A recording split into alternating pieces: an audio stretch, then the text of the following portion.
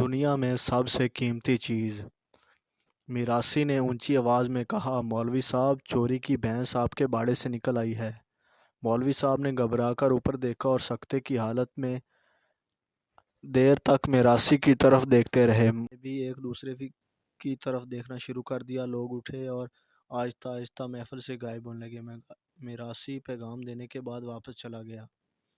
مولوی صاحب شرمندگی میں ڈوبتے چلے گئے۔ یہ کیفیت قدرتی تھی۔ ہم جس خطے میں رہ رہے ہیں وہاں مولوی صاحبان عزت اور ایمانداری کا نشانہ ہوتے ہیں۔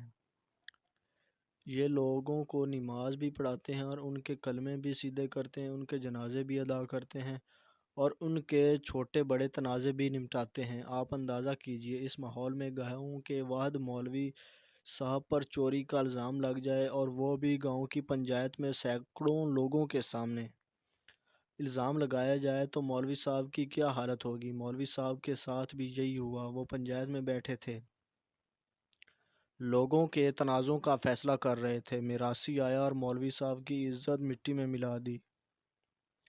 لوگ اٹھ کر گھروں کو چلے گئے۔ مولوی صاحب سر پکڑ کر بیٹھے رہے۔ میراثی تھوڑی دیر بعد ہانپتا کانپتا واپس آیا۔ مولوی صاحب کے دونوں پاؤں پکڑے اور روتے روتے کہا، مولوی صاحب مجھے معاف کر دیں۔ چوری کی بھینس آپ کے باڑے سے نہیں نکلی، آپ کے ہمسائے نے چوری کی تھی اور وہ وہیں سے برآمد ہوئی ہے۔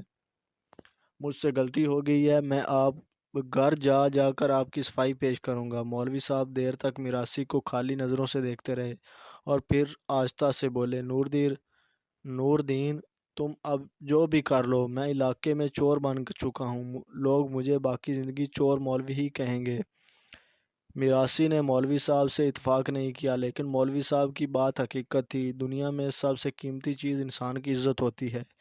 یہ اگر ایک بار داغدار ہو جائے تو یہ دوبارہ صاف نہیں ہوتی۔ اس لیے لوگوں پر الزام اچھالنے سے پہلے 1000 بار سوچ لیا کرو۔